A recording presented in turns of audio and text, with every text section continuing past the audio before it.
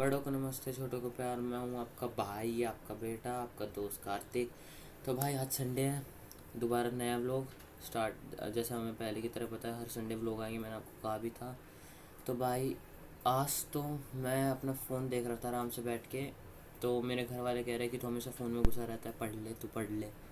तो नहीं, झूठ बोल रहा है। अब देख लो, व्लॉग तो बनाना है। मैंने आपसे प्रॉमिस करा था कि मैं व्लॉग बनाऊंगा हर संडे। तो आज मैंने सोचा है कि क्यों ना व्लॉग भी बनाया जाए और पढ़ाई भी करी जाए। बहुत तेज हो रहा है, बहुत तेज हो रहा वैसे कई लोग तो समझ गए होंगे मैं क्या कहना चाह रहा हूँ। हाँ, तो यही कि आज मैं आपको एक चैप्टर एक्सप्लेन करूँगा। जो मेरे से छोटे हैं उन्हें बहुत बड़ी क्लास का समझ में आ जाएगा। जो मेरे साथ के हैं, हमारी मेरी और उनकी रिवीजन भी हो जाएगी। और जो बड़े हैं मेरे से, वो मेरे को अगर कोई मैं कुछ गलत बोलूँ तो वो मेरे को बता भी देंगे। तो अभी तो मैंने छोटा सा एक बस इंट्रोडक्शन बनाया है कि मैं आज ये करूँगा। तो और अब मैं आपको कई बार कहता हूँ। तो गाइस चलो इंट्रोडक्शन स्टार्ट करते हैं। चैप्टर का नहीं, पहले मैं अपना इंट्रोडक्शन दूंगा कि मैं 2 लोग आ चुके हैं। तो अभी तक आपको पता नहीं कि मैं कहाँ से हूँ और क्या। दिल्ली के पास एक जगह है नज़फगढ़। जी हाँ, ये वही नज़फगढ़ है जिसका जिक्र OTT विनर एलविश यादव ने बिग बॉस के घर में भी किया था। वहाँ पे उनके पास नज़फगढ़ के पास ही एक गाँव है, मैं वहाँ से बिलोंग करता हूँ। जबगढ़ जगह है दिल्ली में। चलो ये तो हुआ मेरा इंट्रोडक्शन। अब आप भी बताइए आप कहाँ से बिलोंग करते हैं, क्योंकि मेरे को तो नहीं पता आप कहाँ से हैं। तो आप मेरे को कमेंट में ज़रूर बताइएगा कि आप कहाँ कहाँ से बिलोंग करते हैं।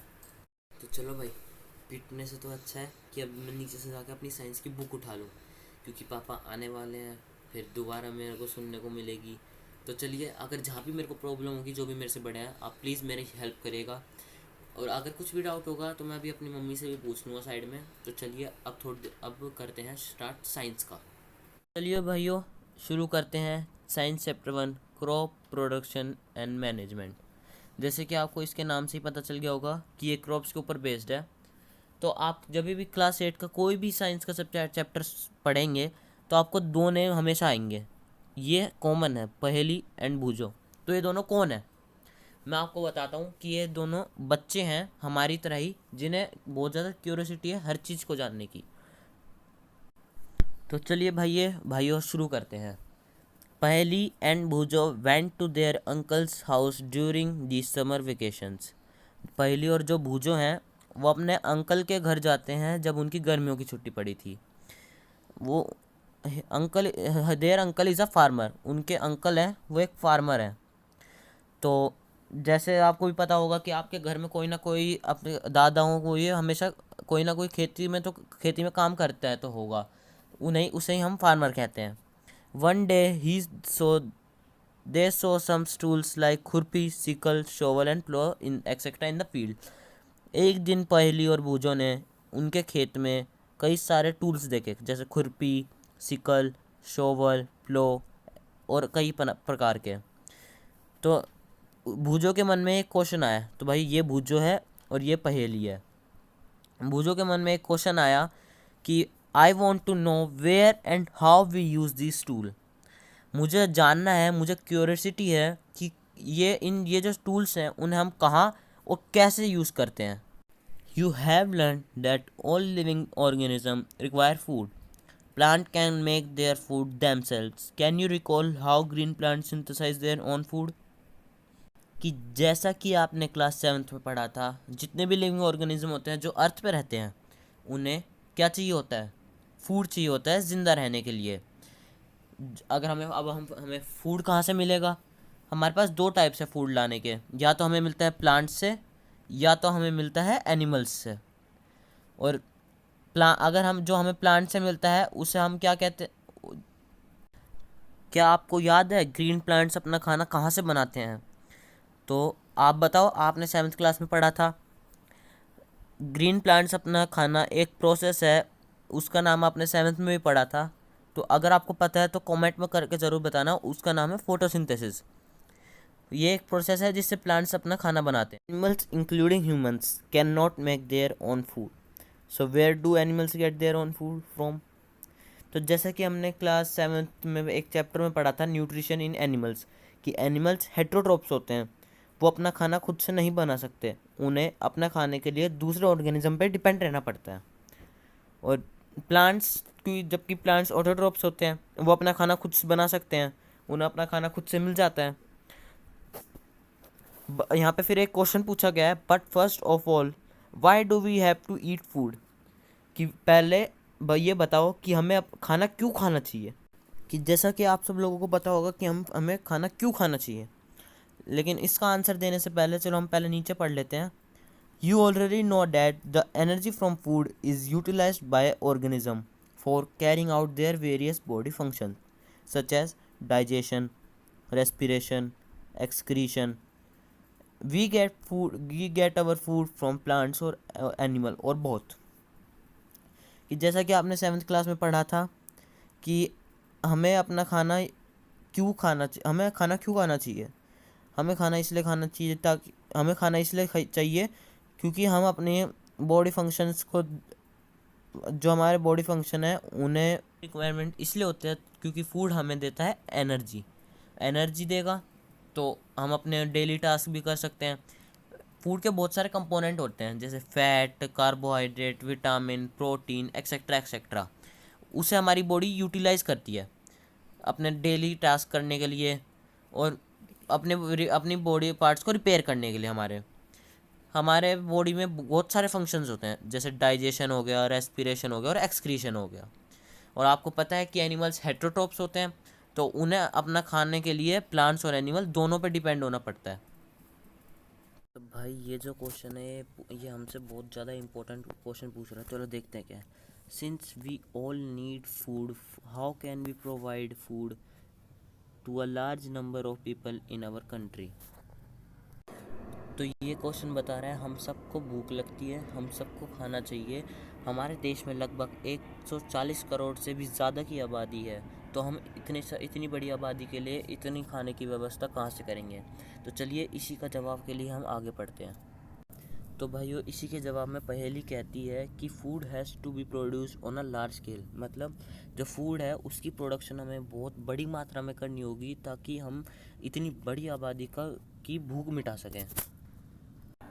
तो चलिए आगे पढ़ते हैं। In order to provide food for a large population, regular production, proper management and distribution of food is necessary. ये कहते हैं कि इतनी बड़ी आबादी की फूड रिक्वायरमेंट को पूरा करने के लिए हमें रेगुलर प्रोडक्शन करना होगा, प्रॉपर मैनेजमेंट करना होगा और डिस्ट्रीब्यूशन करना होगा। मतलब हमें एग्रीकल्चर को ज़्यादा से ज़्यादा टाइम देना होगा। और हम आगे इसी के बारे में मैनेजमेंट और डिस्ट्रीब्यूशन इन दोनों के बारे में ही आगे पढ़ेंगे। जो हमारा फूड होता है वो दो चीज़ों पे बेस्ड होता है, एक तो होता है प्लांट बेस्ड और दूसरा होता है एनिमल बेस्ड। प्लांट बेस्ड पे हमारी आ जाती है जैसे फ्रूट्स, वेजिटेबल्स, सीरियल्स एक्सेट्रा, और एनिमल बेस्ड पे आ जाते हैं हमारा मीट, चिकन और मिल्क, एग एक्सेट्रा एक्सेट्रा। तो अभी यहाँ पे हम बात करेंगे एग्रीकल्चर के बारे में, मतलब प्लांट बेस्ड। तो चलिए शुरू करते हैं। Agriculture practices. Till 10,000 BC, peoples were nomadic. They were wandering in groups from place to place in search of food and shelter. They ate raw fruits and vegetables and started hunting for animals for food. Later, they could cultivate land and produce rice, wheat and other food crops. Thus was born agriculture. आज से 10,000 ईसा पूर्व, मतलब आज से 12,000 साल पहले जो लोग थे, 10,000 ईसा पूर्व मतलब आज से 12,000 साल पहले जो लोग थे वो नोमैडिक थे। नोमैडिक का मतलब वो होते हैं जो एक जगह से दूसरी जगह खाने की तलाश में घूमते हैं, जैसे खाना बदोश। They were wandering in groups from place to place in search of food and shelter. वो ग्रुप्स में घूमते हैं। वो कौन? हमारे पूर्वज। वो एक जगह से दूसरी जगह खाने की तलाश में और गुफा की तलाश में घूमते हैं। खाना मिल गया तो खा लिया, गुफा मिल गई तो रह लिए। They ate raw fruits and vegetable and starting hunting for animals for food. वो कच्चे कच्चे फल और सब्जियां खाते थे, लेकिन उसके बाद उन्होंने शिकार करना शुरू करा जानवरों का अपने खाने के लिए। Later they could cultivate land and produce rice, wheat and other crops. फिर बाद में उन्हें समझ आया कि खेती कैसे करते हैं। उन्होंने ज़मीन को उपजाऊ बनाया और उस पर चावल, गेहूँ और बहुत सारी फसलें बोई। यहाँ से थस वॉज बोर्न एग्रीकल्चर। यहाँ से एग्रीकल्चर का जन्म हुआ। तो यहाँ पे एक इम्पोर्टेंट क्वेश्चन बन रहा है, व्हाट इज़ क्रॉप? क्रॉप क्या है? तो चलिए जानते हैं इसका answer. When plant of the same kind are grown and cultivated at one place on a large scale, it is called a crop. जब एक तरह का पौधा एक ही जगह पे बड़ी मात्रा में उगाया जाता है, उसे क्रॉप कहते हैं। For example, crop of wheat means that all plant grown in a field are that of wheat. एक उदाहरण देते हैं। मान लो गेहूँ है। अगर हम फील्ड में गेहूँ उगाएंगे तो हमें पूरी फील्ड में गेहूँ ही उगाना पड़ेगा। हम एक गेहूँ का छोटा सा वो नहीं लगा सकते, क्योंकि हम उसे गेहूँ का क्रॉप नहीं कह सकते, हम उसे गेहूँ का प्लांट कहेंगे। You already know that crops are of different types like cereals, vegetables and fruit. ये तो आपको पता ही होगा कि क्रॉप्स बहुत तरह की होती हैं, जैसे सीरियल्स, वेजिटेबल्स और फ्रूट। मैंने आपको एक उदाहरण दिया था ऊपर कि गेहूँ का क्रॉप। तो यहीं अगर हम वीट की जगह हम सीरियल्स लें तो वही होगा। वेजिटेबल्स या फ्रूट्स, हम कुछ भी लें उन्हें हम क्रॉप्स ही कहते हैं। These can be classified on the basis of the season in which they grow. Crops को अपने सीज़न के मुताबिक क्लासिफाइड करा जाता है, क्योंकि हर एक क्रॉप अपने सीज़न में उगती है। India is a vast country. The climatic condition like temperature, humidity and rainfall vary from one region to another.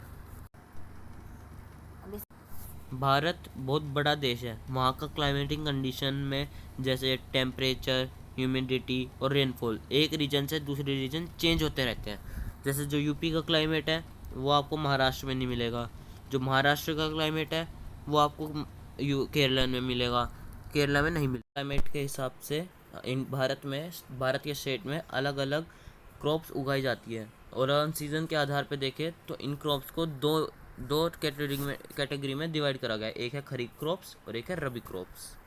यहाँ एक और टाइप की क्रॉप होती है जो समर में उगाई जाती है, लेकिन उसके बारे में हम ज़्यादा डिटेल में नहीं पढ़ेंगे, मैं आपको उसके बारे में शॉर्ट में बता दूँ। तो चलिए पढ़ते हैं खरीफ क्रॉप्स।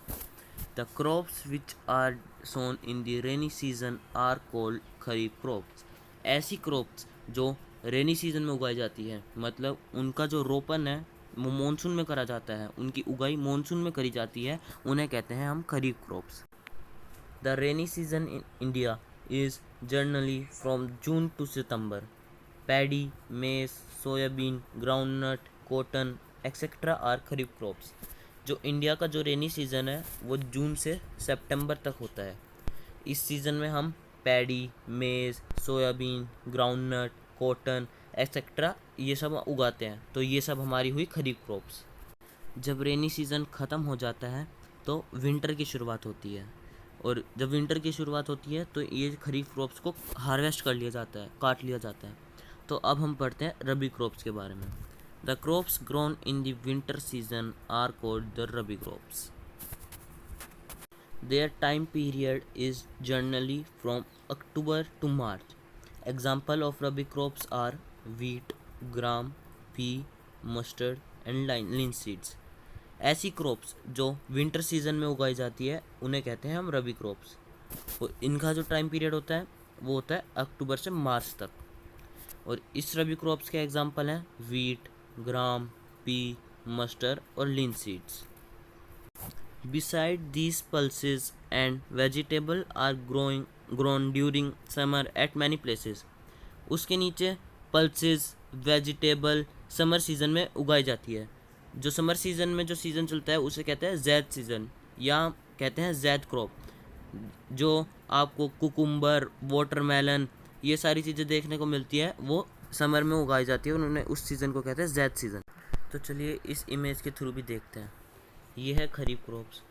जैसे कि मैंने आपको बताया था, ये मानसून क्रॉप होती है, इन्हें हाई वाटर चाहिए होता है।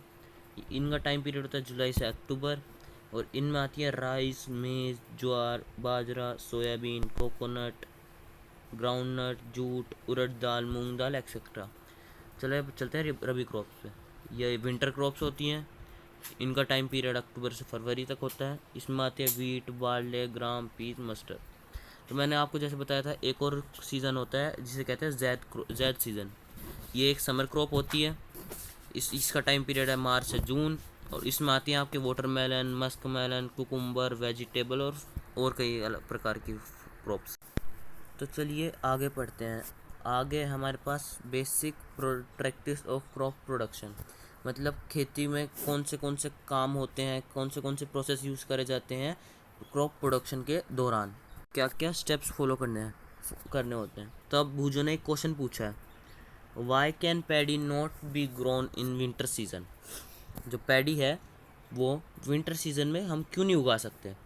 तो चलिए देखते हैं इसका आंसर। पहले ने इसका आंसर दिया है कि paddy requires a lot of water, therefore it is grown only in a rainy season. पहले ने बताया है कि जो पैडी है, चावल है, उसे बहुत ज़्यादा मात्रा में पानी चाहिए होता है, इसलिए वो हम रेनी सीज़न में ही उगा सकते हैं, क्योंकि विंटर सीज़न में ज़्यादा बारिश होती नहीं है, इसलिए हम उसमें नहीं उगा सकते। रेनी सीज़न में इसलिए हम उगाते हैं। आगे पढ़ते हैं। Cultivation of crops involve several activities undertaken by farmers over a period of time। Crop production के प्रोसेस के दौरान फार्मर द्वारा कई सारी एक्टिविटी की जाती है, जैसे क्रॉप को लगाना भी एक एक्टिविटी है, उसे काटना भी एक एक्टिविटी है, और इनके बीच में भी कई सारी एक्टिविटीज़ होती हैं जिसके बारे में हम आगे पढ़ेंगे। You may find that these activities are similar to those carried out by a gardener, even by you grow ornamental plants in your house। जो भी एक्टिविटी एक किसान अपने खेत में करता है, वही एक्टिविटी एक गार्डनर अपने गार्डन में करता है। इवन हम भी ये एक्टिविटीज़ करते हैं जब हम अपने घर में कोई प्लांट लगाते हैं। These activities or tasks are referred to as agriculture practices. These activities are listed below. कि जो भी एक्टिविटीज़ और टास्क क्रॉप प्रोडक्शन के द्वारा करे जाते हैं, उन्हें हम कहते हैं एग्रीकल्चर प्रैक्टिसेस, और इनकी लिस्ट हमें नीचे दे रखी है। तो पहली है प्रिपरेशन ऑफ सॉइल्स, दूसरी सोइंग, तीसरी एडिंग मैन्योर एंड फर्टिलाइज़र, चौथी इरिगेशन, पांचवी protecting from weeds, sixth harvesting, seventh storage. तो आप इस चार्ट के माध्यम से भी देखिए, सातों स्टेप्स यहाँ भी दे रखे हैं। Preparation of soil, sowing, adding manure and fertiliser, irrigation, protecting from weeds, harvesting और स्टोरेज। तो चलो अब ये वाला चार्ट हम मम्मी के साथ मिलके करते हैं।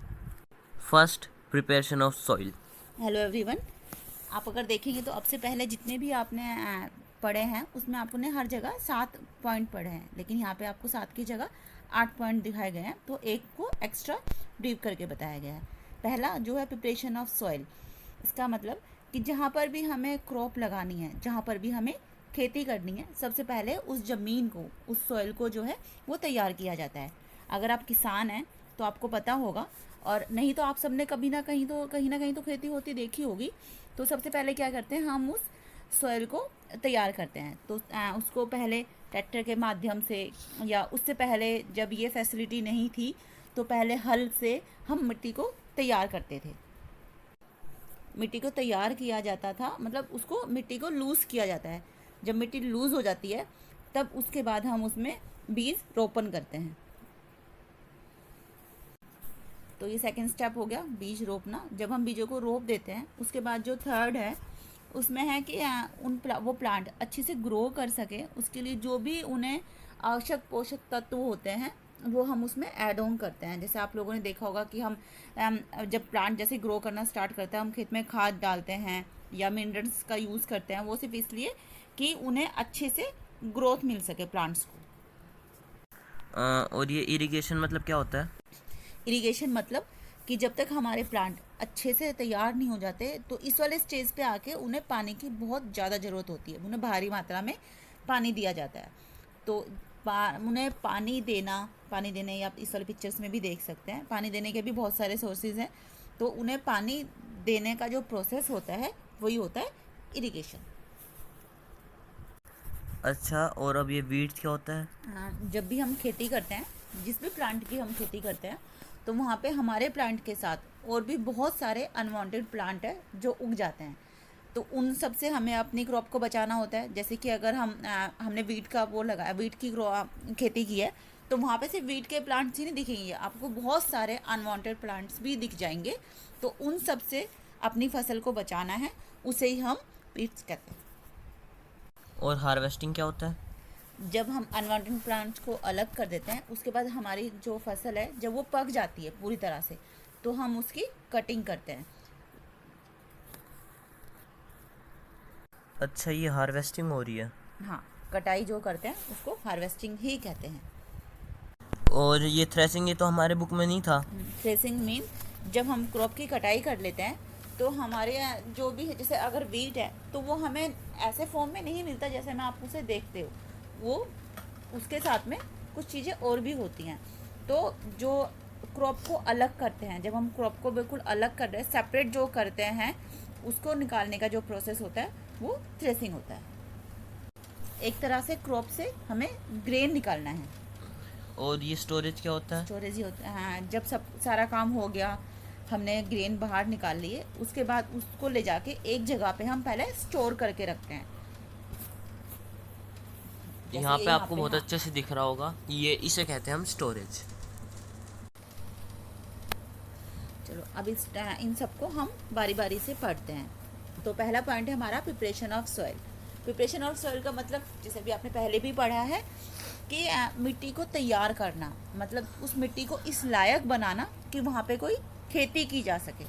मिट्टी इस तरह की हो जाती है, मतलब आप कहीं ऐसी जगह जाएंगे, किसी ऐसे खेत में जाएंगे जहाँ पे एग्रीकल्चर नहीं हो रहा है, तो वहाँ की मिट्टी आपको ऐसी दिखाई देगी। अब ऐसी क्यों दिखाई देगी? क्योंकि यहाँ पे ना तो काफ़ी टाइम से खेती हो रही है और ना यहाँ पे पानी है, तो मिट्टी को ये मिट्टी बिल्कुल टाइट हो चुकी है। तो इस तरह की मिट्टी में अगर आप बीज बो भी देंगे तो भी वहाँ पे खेती नहीं हो पाएगी। तो इसलिए हमें पहले मिट्टी को तैयार करना होता है, मतलब प्रिपरेशन ऑफ सॉइल। तो इसलिए सॉइल को तोड़ा जाता है। अब जैसे आप यहाँ पर भी देखेंगे, तो यहाँ पर क्या है, ट्रैक्टर चल रहा है, तो इस मिट्टी को हम यहाँ पे लूज़ कर रहे हैं। लूज़ इसलिए कर रहे हैं क्योंकि इसके बाद जो भी इसमें हम बीज रोपण करेंगे, वो उसकी जो जड़ है वो नीचे तक जा सके, उसे एयर मिले अच्छे से। अच्छा, वहाँ पे बहुत सारे माइक्रो ऑर्गेनिज्म हो जो उनकी मदद करें, और ये तब होगा जब सॉइल लूज़ होगी। इस टाइप की सॉइल में हम कभी भी सीड नहीं बो सकते हैं। The preparation of soil is the first step before growing a crop. Crop उगाने से पहले सबसे इम्पोर्टेंट स्टेप होता है सॉइल की preparation. One of the most important task in agriculture is to turn the soil and loosen it. This allows the roots to penetrate deep into the soil. The loose soil allows the root to breathe easily even when they go deep into the soil. Why does loosening of soil allow the roots to breathe easily? तो यहाँ पे एक question भी बनता है, Why do we need to prepare the soil? हमें soil को prepare करने की क्या ज़रूरत है, या फिर हमें सॉइल को टर्न और लूज करने की क्या ज़रूरत है? इसमें हम पहला पॉइंट लिखेंगे कि अगर सॉइल लूज़ होगा तो जो क्रॉप की रूट है वो ज़्यादा डीप जा सकेगी, और जो उसकी रूट है वो इजीली ब्रीथ कर पाएगी। अब यहाँ पे ये हमसे एक क्वेश्चन पूछ रहा है, why does the loosening of soil allow the roots to breathe easily. अगर हम सॉइल को लूज़ कर देंगे तो वो सॉइल जो रूट्स है उसे ब्रीथ करने में इजी क्यों होगा? अब यहाँ ये आगे कहता है, the लूजन soil help in growth of earthworm and microbe present in the soil. These organisms are friend of the farmer since they further turn and loosen the soil and add humus to it. But why does this soil need to be turned and loosened? जो लूजन soil है वो earthworm और microbes जो soil में present रहते हैं उनकी growth अच्छी करती है, और जो ये ऑर्गेनिज्म होते हैं अर्थवर्म माइक्रोब्स, वे फार्मर के फ्रेंड होते हैं क्योंकि ये हेल्प करते हैं सॉइल को टर्न और लूज़ करने के, और उसमें ह्यूमस भी ऐड करते हैं। फिर यहाँ पे एक क्वेश्चन पूछा गया है कि हमें सॉइल टर्न और लूज़ क्यों करनी चाहिए। You have learned in the previous classes that soil contains minerals, waters, air, and some living organism. In addition, dead plants and animals get decomposed by soil organism. In this way, various nutrients held in the dead organism are released back into the soil. These nutrients are again absorbed by plant. जैसे कि हमने पिछली class में पढ़ा था कि soil के अंदर मिनरल्स, वाटर, एयर और कुछ लिविंग ऑर्गेनिज्म भी होते हैं। इसके साथ ही अगर कोई एनिमल मर जाए, कोई प्लांट मर गया सॉइल के ऊपर, या कोई और माइक्रो ऑर्गेनिज्म मर गया, तो ये सॉइल के अंदर डिकम्पोज हो जाता है। और इन्हें डिकम्पोज कौन करता है? सॉइल में रहने वाले माइक्रो ऑर्गेनिज्म इन्हें डिकम्पोज करते हैं। डिकम्पोज होने के बाद ये सॉइल में मिक्स हो जाते हैं और फिर वो प्लांट्स के लिए न्यूट्रिशन बन के निकलते हैं और उनके लिए मैन्योर एंड फर्टिलाइजर का भी काम करते हैं। और अभी ये आगे कहता है, since only a few centimetre of the top layer of soil supports plant growth, turning and loosing of soil brings the nutrient rich soil to the top so that plant can use these nutritions. इसका मतलब है कि हमारी जो top layer है soil की, उसकी सिर्फ 1-2 सेंटीमीटर ही प्लांट ग्रोथ को सपोर्ट करती है।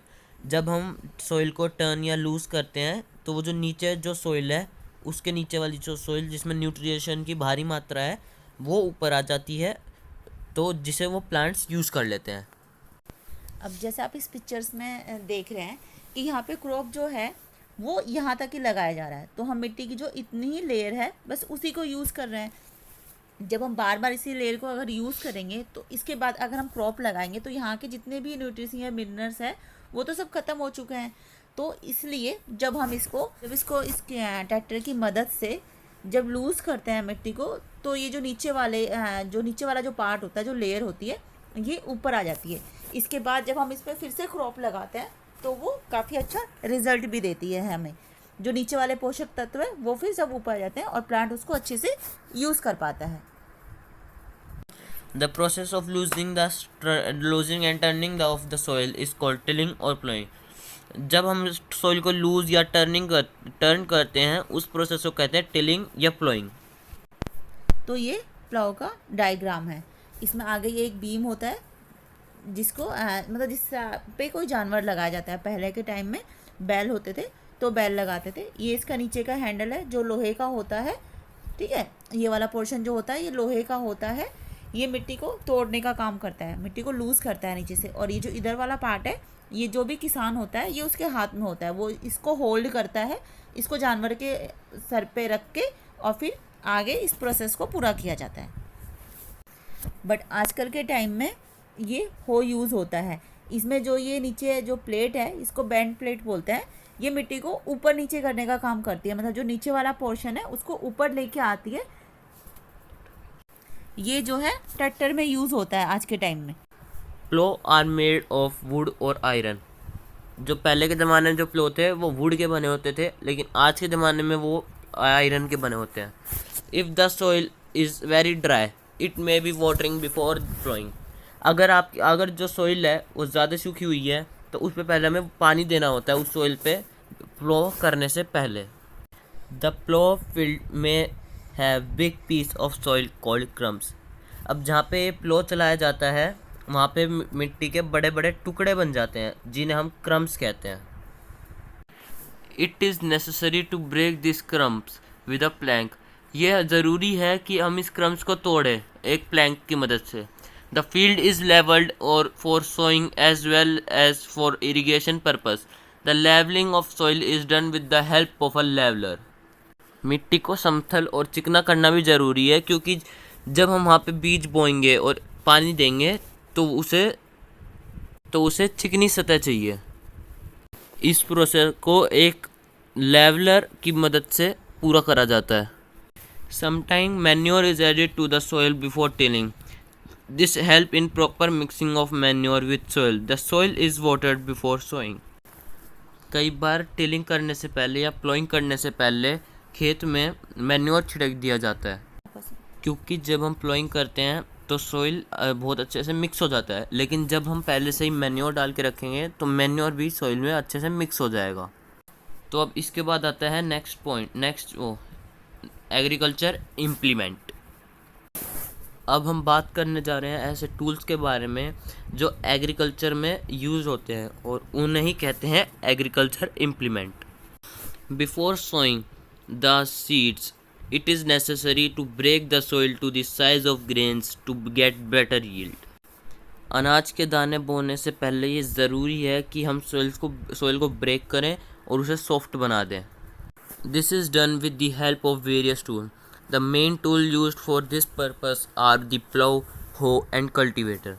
ये जो है ये कई टूल्स से होता है, लेकिन जो इसके मेन टूल्स हैं वो है प्लो, हो एंड कल्टीवेटर का यूज़ होता है। अब मैंने यहाँ पे आपको प्लाव की तस्वीर तो दिखा दी, अब यहाँ ऊपर प्लाव के बारे में बताया गया है।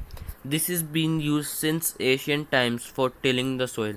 मैंने आपको बताया ना, ये बहुत पुराने ज़माने से यूज़ होता है, जब से खेती शुरू हुई है। ये यूज़ होता है या तो टिलिंग करने के लिए या प्लोइंग करने के लिए। अब आगे बोला है adding fertilizer to the crops, removing the weeds, scraping off soils etcetera. ये फर्टिलाइज़र ऐड करने में भी काम आता है, वीड्स को रिमूव करने में और सॉइल को स्क्रैप करने में भी काम आता है। This implement is made of would and is drawn by a pair of bull और अदर एनिमल। कहीं हॉर्स से होता है और कहीं कैमल से होता है। अब ये जो इम्प्लीमेंट है वो वुड से बना होता है और ये बुल्स खींचते हैं, या और कई एनिमल जैसे हॉर्स हो गया या camels. It contain a strong triangular iron shape called ploughshare. The main part of the plow is a long log of wood which is called a plow shaft। अब यहाँ प्लाव के अलग अलग part के बारे में बताया गया। अब यहाँ देखिए, ये जो लंबी डंडी है इसे हम कहते हैं प्लाव शाफ्ट, और ये जो ट्रायंगुलर शेप में है इसे हम कहते हैं प्लाव शेयर। और ये जो है ये मेन होता है, ये ज़मीन के नीचे होता है, और ये जो हैंडल टाइप है इसे किसान अपने हाथों में पकड़ता है। और ये प्लाव शाफ्ट कनेक्टेड होता है बीम से। अब बीम क्या है? जो ये एनिमल्स के ऊपर ये कंधे पे रखी जाती है, इसे हम कहते हैं बीम। अब आगे कहता है there is a handle at one end of the shaft, the other end is attached to the beam which is placed on the bull's neck. One pair of bull and a man can easily operate a plough. Plough को operate करने के लिए एक pair लगता है animals का, मतलब दो जानवर लगते हैं, और एक किसान लगता है क्योंकि इसे ईजिली ऑपरेट कर सके। The indigenous wooden plough is increasingly been replaced by iron plough nowadays. पहले के टाइम में लकड़ी के प्लो यूज हुए करते थे, लेकिन आज के टाइम में वो लकड़ी के उन्हें रिप्लेस करके आयरन के प्लो बना दिए हैं। अब आगे पढ़ते हैं हो के बारे में। It is a simple tool which is use for removing weeds and for losing the soil. इसका हम यूज़ करते हैं सॉइल को लूज़ करने के लिए और उसमें से वीड्स को हटाने के लिए। आइए हम हो की वर्किंग देख लेते हैं। अब यहाँ पे ये जो आप इमेज देख रहे हैं ये हो की इमेज है। इसको या तो जनरली ट्रैक्टर में यूज़ किया जाता है या फिर किसी एनिमल के थ्रू हम इसको यूज़ करते हैं। देखो कुछ इस तरह से हम हो को यूज़ करते हैं, जैसा आप इस वीडियो में देख रहे हो।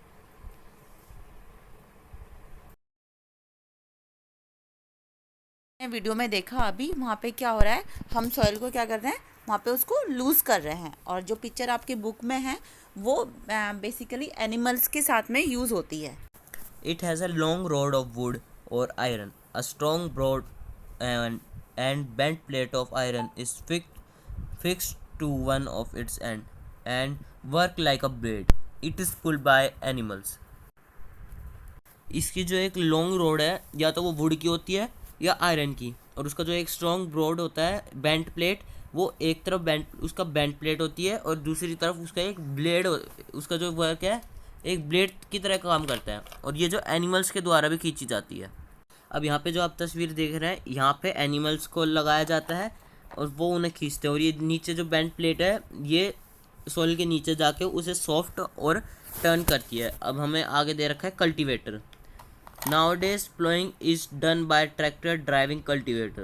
The use of cultivator saves labor and time. आज के दिनों में जब हमारे पास इतनी टेक्नोलॉजी है तो हम प्लॉइंग का काम कल्टीवेटर से करते हैं, ट्रैक्टर के द्वारा। कल्टीवेटर को ट्रैक्टर के साथ जोड़ा जाता है, जैसे आप इस वाली फिगर में देख रहे होंगे। देखो यहाँ पे एक कल्टीवेटर जोड़ा हुआ है और कल्टीवेटर जल्दी से काम करके उसे सॉइल को टर्न भी कर देता है और सॉफ्ट भी कर देता है। अगला टॉपिक है सोइंग, मतलब बीज की बुआई, उनका रोपण। Sowing is most important part of crop production. Before sowing good quality seed are selected. Good quality seeds are clean and healthy seeds of a good variety. Farmer prefer to use seed which give a high yield. जो sowing है वो crop production का एक बहुत ज़्यादा important part है। अनाज बोने से पहले गुड क्वालिटी मतलब अच्छी क्वालिटी के सीड्स हैं वो चुने जाते हैं। जो गुड क्वालिटी के जो सीड्स हैं वो साफ़ होते हैं और हमारी हेल्थ के लिए स्वस्थ होते हैं बिल्कुल। और वो बहुत अच्छी वैरायटी के किसान चुनते हैं और किसान वो उसी सीड्स को प्रेफर करते हैं जो उन्हें हाई यील्ड दे। अब यहाँ नीचे पहेली कहती है, one day I saw my mother put some gram seed in a vessel and pour some water on them. After a few minutes some seeds started to float on top. I wonder why some seeds float on water. पहेली कहते हैं कि एक दिन मैंने अपनी माँ को देखा कि वो कुछ बीज लेती है और उनमें पानी डाल के रख देती है। वो बीज लेती है और कटोरी में पानी डाल के रख देती है। कुछ मिनट बाद उसने देखा कि थोड़े बहुत जो सीड्स हैं वो ऊपर तैरने लग गए। पहले ने सोचा कि ऐसा क्यों होता है। चलो अब हम देखते हैं कि आधे सीड्स नीचे क्यों बैठ गए और थोड़े ऊपर क्यों तैरने लग गए। यहाँ पे एक एक्टिविटी दी हुई है, अगर ये आप सब भी ट्राई करके देखिएगा कि एक बीकर लीजिए, कोई भी ग्लास कटोरी जो कुछ भी लीजिए, उसे आधे पानी से भरिए और एक मुट्ठी भर कोई भी वीट के सीड ले लीजिए और उन्हें उसमें डाल दीजिए। थोड़ी देर आप रुकिए और फिर देखिए। फिर are there seeds which float on water? Would those be lighter or heavier than those which sink? Why do they be lighter? Damaged seed become hollow and thus lighter, therefore they float on water. अगर आप कोई seed लेते हो, अगर वो नीचे बैठ जाते हैं तो इसका मतलब वो हैवी है और अगर वो ऊपर तैरने लग जाते हैं तो इसका मतलब वो लाइटर है। ऐसा क्यों होता है मैं आपको बताता हूँ। जो डैमेज सीड होते हैं, मतलब जो ख़राब सीड्स होते हैं, वो अंदर से होलो हो जाते हैं, मतलब अंदर उनके कुछ भी नहीं होता, इसलिए वो लाइटर हो जाते हैं, वो हल्के हो जाते हैं और फिर वो पानी में तैरने लग जाते हैं। ये एक बहुत अच्छा तरीका है कि हेल्दी सीड्स और डैमेज सीड्स को सेपरेट करने का। अभी आगे बोलता है, before sowing one of the important task is know about the tool use for sowing. ये कहता है कि अनाज बोने से पहले ये एक बहुत इम्पोर्टेंट टास्क है कि हम ये जान लें कि कौन से टूल्स यूज़ होते हैं अनाज को बोने के लिए। पहले हम पढ़ेंगे ट्रेडिशनल टूल्स के बारे में, फिर हम पढ़ेंगे मॉडर्न टूल्स के बारे में। अब चलिए पढ़ते हैं। The tool use traditionally for sowing seeds is shaped like a funnel. The seeds are filled into the funnel, pass down through 2 or 3 pipes having sharp ends. These ends pass into the soil and place seeds there. पुराने ज़माने में जो tools use होते थे वो एक funnel जैसा होता था। वो जो उसमें फनल में सीड्स भर देते थे और वो 2 या 3 पाइप से नीचे जाते थे और उसका जो एंड है वो शार्प होता था, क्योंकि जब शार्प होगा तभी लूज़ हो गए सोइल और वो सीड अच्छे से बोए जाएंगे। जो उसके एंड था वहाँ पे जो उसके एंड्स हैं वो उसे अंदर सीड्स बो देते थे। यहाँ पे आपको इसकी इमेज भी दी गई हुई है, ये देखिए। इसका जो है ये फनल जैसा है और यहाँ से इसमें बीज डलते हैं और नीचे यहाँ पे ये एक शार्प एंड है, यहाँ इसके अंदर सीड बोए जाते हैं। यहाँ पे आगे यही बीम है, इससे 2 पेयर बुल खींचते हैं। इस टाइप से हमारे एशियन टाइम में ये यूज़ होता था। अब चलिए आगे बढ़ते हैं। यहाँ पे आपको मॉडर्न टेक्नोलॉजी के बारे में बात करी जा रही है जिसका नाम है सीड ड्रिल। अब चलिए पढ़ते हैं सीड ड्रिल क्या है। Nowadays the seed drill is used for sowing with the help of tractor. The tool sow the seeds uniformly at proper distance and depth. It ensures that seed get covered by soil after sowing. This prevent damage caused by birds. Sowing by using a seed drill saves time and labor. ये एक नया तरीका है जिसके द्वारा हम अपने बीज बोते हैं। वो पुराना तरीका था। आज के दिनों में सीड ड्रिल से हम ट्रैक्टर के पीछे लग के सीड ड्रिल्स हम बीज बोते हैं। ये जो टूल है वो एक प्रॉपर डिस्टेंस पे करता है। जितनी सेम पीछे गहराई है उतनी आगे गहराई देगा, जितनी डिस्टेंस है उतना ही डिस्टेंस रखेगा। इसके जो शार्प एंड्स हैं इसके हर एक टाइप के ही डिस्टेंस में है। ये जो सीड ड्रिल है ये इंश्योर करता है कि जो जहाँ पे हमने बीज बोए हैं वो सोइल से ढक जाए। अगर वो नहीं ढकेंगे तो या तो वो बर्ड्स के द्वारा ख़राब कर जाएंगे, इसलिए ये सीड ड्रिल्स हमें जो बर्ड्स है उसके हमले से भी बचाता है इन बीजों को। जो सोइंग ट्रैक्टर के पीछे जो सीड ड्रिल लग के हमको करते हैं वो टाइम भी बचाता है और लेबर्स भी बचाता है। अब आगे हम भूजो एक क्वेश्चन पूछ रहा है। There is a nursery near my school. I found that little plants were kept in a small bag. Why are they kept like this. अब भूजो कहता है कि उसके स्कूल के पास एक नर्सरी है। अब नर्सरी क्या होती है? नर्सरी एक ऐसी शॉप होती है जहाँ पे प्लांट्स को ग्रो करा जाता है और उन्हें बेचा जाता है, उनको मेंटेन करा जाता है और उन्हें छोटे छोटे बैग्स में रखा जाता है। अब उन्हें बैग्स में क्यों रखा जाता है, ऐसे सवाल यहाँ भूजो पूछ रहा है। अब यहाँ पहेली कह रही है कि seeds of a few plants such as paddy are first grown in a nursery. When they grow into plantlets, they are transplanted in the fields manually. Some forest plants or flowering plants are also grown in the nursery. अब पहेली कहती है जैसे कई सारे plants होते हैं, जैसे पैडी का प्लांट्स होता है और भी कोई और प्लांट्स होते हैं, वो पहले नर्सरी में उगाए जाते हैं। या और भी कई बड़े प्लांट्स हो गए, जैसे मैंगो का प्लांट हो गया, गवावा का हो गया, वो ये ऐसे छोटे छोटे बैग्स में प्लास्टिक के बैग्स में मिलेंगे। अब यहाँ पे ऐसा किया क्यों जाता है, यह ऐसा सवाल यहाँ पूछा जा रहा है। इसका रीज़न ये है, वहाँ पे जो भी प्लांट है उसे एक प्रकार से सीड से ग्रो करा जा रहा है, उसको वहाँ जो रिक्वायर्ड क्लाइमेट है वो दिया जा रहा है। साथ में जो वहाँ सीड्स है उसे लिमिटेड अमाउंट में न्यूट्रिएंट्स भी दिए जाते हैं। वहाँ पे तो वो पौधा छोटा सा ही रहेगा, लेकिन जब हम उसे आगे चल के अपने फील्ड में लगाएंगे तो उसे ज़्यादा भारी मात्रा में क्या मिलेगा, पानी मिलेगा, उसे अपने रूट्स को फैलाने का मौका मिलेगा, जिससे उसको न्यूट्रिएंट्स ज़्यादा मिलेंगे, तो वो प्लांट ज़्यादा ग्रो करेगा। फिर यहाँ ये आगे कहता है an appropriate distance between the seed is important to avoid over crowding of plant. This allow plant to get sufficient sunlight, nutrient and water from the soil. Sometimes a few plants have to be removed to prevent overcrowding. अब जैसे कि हमने ऊपर देखा था कि जो seed drill है वो सीड्स के बीच में अप्रोप्रिएट डिस्टेंस देता है। उससे ये फ़ायदा होता है कि सीड्स की ओवरक्राउडिंग नहीं होती है। कि जो हमारा सीड ड्रिल है वो एक अप्रोप्रिएट डिस्टेंस लगा के चल रहा है, लेकिन जो हमारा ट्रेडिशनल मेथड है वो एक जगह यहाँ पे बहुत सारे लगा देगा, यहाँ खाली हो जाएगा, फिर यहाँ एक जगह बहुत सारे लगा देगा। तो ट्रेडिशनल मेथड का ये डिसएडवांटेज है। इससे क्या होगा कि प्लांट को अच्छे से न्यूट्रिशन नहीं मिल पाएगा और वो अच्छे से ग्रो नहीं कर पाएगा। तो सीड ड्रिल है, उन सीड्स के बीच में जो डिस्टेंस होता है, फिर उन्हें अपनी सफिशिएंट सनलाइट भी मिलेगी, न्यूट्रिएंट्स भी मिलेगा और वाटर भी मिलेगा। यहाँ पे अगला टॉपिक आता है adding manure and fertilizer. The substances which are added to the soil in the form of nutrients for the health, growth of plant are called manure and fertilizer. जब सॉइल में एक सब्सटेंस डाला जाता है उसके nutrition के form में plants के, क्योंकि प्लांट्स की ग्रोथ हेल्दी हो, उन्हें कहते हैं मैन्योर एंड फर्टिलाइज़र। अब यहाँ पे मैन्योर और फर्टिलाइज़र ये दोनों सेम चीज़ें नहीं है, ये दोनों अलग अलग चीज़ें हैं। इनका डिफ्रेंशिएट आप आगे पढ़ेंगे। अब यहाँ पे भूजो पूछता है I saw a healthy crop growing in a farm, in neighbouring farm the plant were weak, why do some plants grow better than other. अब भूजो गया था घूमने, उसने देखा कि एक फार्म में क्रॉप्स बहुत हेल्दी हैं, लेकिन उसके ही नेबर में जो फार्म था उसमें प्लांट्स वीक हैं। भूजो के मन में क्वेश्चन आया कि ऐसा क्यों, कि कुछ प्लांट्स दूसरे प्लांट से ज़्यादा हेल्दी क्यों होते हैं।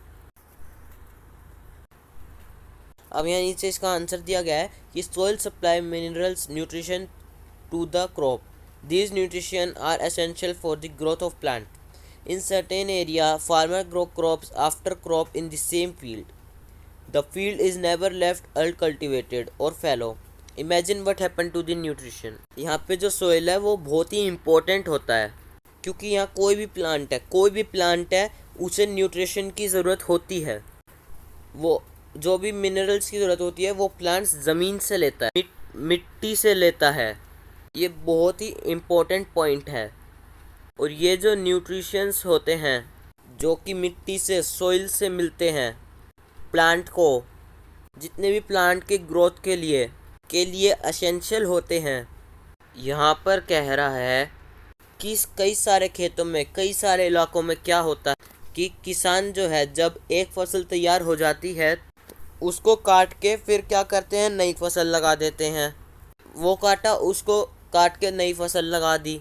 यहाँ आप सोचिए कि प्लांट को क्या चाहिए, न्यूट्रिशन चाहिए, और एक के बाद एक क्रॉप लगाने के बाद उसके सारे न्यूट्रिशन ख़त्म हो जाते हैं। अब यहाँ देखिए कि ये हमारा खेत है, इसमें एक बार लगाया, 2 बार लगाया, 3 बार लगाया, 4 बार लगाया, 5 बार लगाया, 6 बार लगाया करते हैं। और किसी भी बार खेत को खाली नहीं छोड़ रहे हैं, पे बार बार हम अपनी क्रॉप लगाते जा रहे हैं। जो एक समय के बाद क्या होगा, इस मिट्टी से सारे न्यूट्रिशंस ख़त्म हो जाएंगे। क्यों भाई? क्योंकि जो प्लांट्स है वो बार बार न्यूट्रिशन एब्जॉर्ब कर लेते हैं और हम वहाँ पे मैन्योर ऐड नहीं कर रहे हैं, क्योंकि वहाँ पे वो ख़त्म हो रहा है। यही चीज़ यहाँ नीचे कहता है कि continuous growing of crops make the soil poor in certain nutrition. Therefore, farmer have to add manure to the field to replenish the soil with nutrition. This process is called manuring. Improper or insufficient manuring result in weak plant. जब हम ज़मीन पर, एक ही ज़मीन पर बार बार खेती करते हैं तो उसके सारे न्यूट्रिशंस ख़त्म हो जाते हैं। इसलिए जो फार्मर है उसे मैन्योर ऐड करना पड़ता है फील्ड्स में, ताकि जो उस फील्ड में न्यूट्रिशन की मात्रा है वो दोबारा बढ़ जाए, ताकि जब नया क्रॉप लगाया जाए तो वो अच्छे से उगे। इस प्रोसेस को हम कहते हैं मैन्योरिंग। इम्प्रॉपर और इनसफिशिएंट अगर मैन्योरिंग करेंगे तो हमें वीक प्लांट्स मिलेंगे। मतलब अगर अच्छे से मैन्योर नहीं डालेंगे फील्ड्स में तो हमें कमज़ोर प्लांट्स मिलेंगे। अब आगे, manure is an organic substance obtained from the decomposition of plant or animal waste. Farmer dump plant and animal waste in pits at open places and allow it to decompose. The decomposition is caused by some microorganism. The decomposed matter is used as organic manure. You have already learned about vermicomposting in class 6th. अब यहाँ कहते हैं कि जो manure है वो एक organic substance है जो हमें प्लांट और एनिमल वेस्ट से मिलता है। अब ये वेस्ट हमें कहाँ से मिलता है? अगर आप कभी भी गांव गए होंगे, गांव में कोई भी किसान जो गाय रखता है उसका जो वेस्ट होता है, मतलब उसका गोबर होता है, उसे वो स्टोर करके रखते हैं। या अगर कोई खेत में कोई एनिमल मर जाए, कोई प्लांट मर जाए, तो सोइल में प्रेजेंट माइक्रो ऑर्गेनिज्म उसे डिकम्पोज करके मैन्योर बना देंगे। यही सेम फंक्शन गोबर के ऊपर भी अप्लाइड होता है कि उसे गोबर को भी खेत में फेंक देते हैं और फिर माइक्रो ऑर्गेनिज्म उसे धीरे धीरे उसे डिकम्पोज कर देते हैं। कि आपको पता चल गया होगा कि जो मैन्योर है वो ऑर्गेनिक नेचर से लिया गया है। काऊ डंक एक नेचर से बनी हुई चीज़ है। और अगर हम फर्टिलाइज़र की बात करें, फर्टिलाइज़र फैक्ट्रियों में बनता है। आपने क्लास 6 में वर्मी कंपोस्टिंग के बारे में भी पढ़ा होगा। तो यहाँ पे एक एक्टिविटी है, मैं आपको शॉर्ट में बता देता हूँ कि आपको मूंग ग्राम सीड्स लेने हैं, उन्हें जर्मिनेट करना है। तीनों इक्वल साइज़ के सीडलिंग्स लेने हैं, उन 3 एम्प्टी ग्लास लेने हैं, उसमें मार्क करना है ABC मार्क करके ए पे आपको थोड़ा सा काऊ डंक डालना है मैन्योर के हिसाब से, बी में आपको डालना है थोड़ा सा यूरिया, और आपको सी में कुछ भी ऐड नहीं करना है। और वहाँ पे सेम अमाउंट में वाटर देना है उन ग्लास में, और फिर उन्हें सेफ प्लेस पे रख देना है। 7 से 10 दिन के बाद आपको देखना है कौन सा सबसे ज़्यादा तेज़ ग्रोथ हुआ है उसकी। यहाँ पे आप देख सकते हैं इन्होंने भी ऐसे ही करा था। यहाँ पे आप जैसे देख रहे हैं बी में बहुत तेज़ ग्रोथ हो रही है, सी में आपको बिल्कुल भी नहीं हुई, ए में है। इसका मतलब हमें ये समझ में आता है कि फर्टिलाइज़र से बहुत तेज़ काम होता है, मैन्योर भी अच्छा करें, लेकिन अगर उसमें हम कुछ ऐड ना करें तो प्लांट्स को न्यूट्रिशन नहीं मिलते और वो ग्रोथ नहीं करते। उसके बाद आगे करते हैं। आगे क्वेश्चन पूछा है Did all the plant in a glasses grow at same pace? Which glass show better growth of plant? In which was the growth fastest? Fertilizer are chemical substances which are rich in particular nutrient. How are these different from manure? Fertilizer are produced in factory, जैसे मैंने आपको अभी बताया कि fertiliser factory में बनते हैं. Some examples of fertiliser are urea, ammonium sulphate, super phosphate और potash, NPK, nitrogen, phosphorus, potassium. अब यहाँ पे फर्टिलाइज़र के एग्जाम्पल दे रखे हैं, जैसे urea, ammonium sulphate, super phosphate, potash और NPK. NPK की फुल फॉर्म आपको यहाँ पे नीचे दे रखी है, ये रही, nitrogen, phosphorus, potassium. The use of fertilizer was helped farmer to get better yield of crops such as wheat, paddy and maize. Fertiliser में एक ख़ास तरह की एक न्यूट्रिशन होता है जिसमें उसकी मात्रा ज़्यादा होती है. कुछ न्यूट्रिएंट्स की मात्रा ज़्यादा होती है. ये इस तरह के केमिकल्स होते हैं. तो अब यहाँ नीचे क्वेश्चन पूछा है, how are these different from manure. यहाँ पे पूछा है कि फर्टिलाइज़र मैन्योर से डिफरेंट कैसे है. तो अगर यहाँ पे डिफरेंस की बात करें तो फिर यहाँ कहता है कि fertilizer are produced in factories. Fertilizer हैं वो फैक्ट्रीज में बनते हैं. और मैन्योर जो है वो एनिमल और प्लांट के डिकम्पोजिशन से बनता है. और इधर फर्टिलाइज़र में कोई किसी भी प्रकार का डिकम्पोजिशन नहीं होता है क्योंकि फर्टिलाइज़र एक केमिकल है. तो ये आपको बेसिक डिफरेंस आपको क्लियर हो गया. अब आगे, the use of fertiliser was help farmer to get better yield of crops such as wheat, paddy and maize, but excessive use of fertilizer has made the less fertility. Fertilizer have also become a source of water pollution. Therefore, in order to maintain the fertility of the soil, we have to substitute fertilizer by organic manure or leave the field uncultivated fallow in between two crops.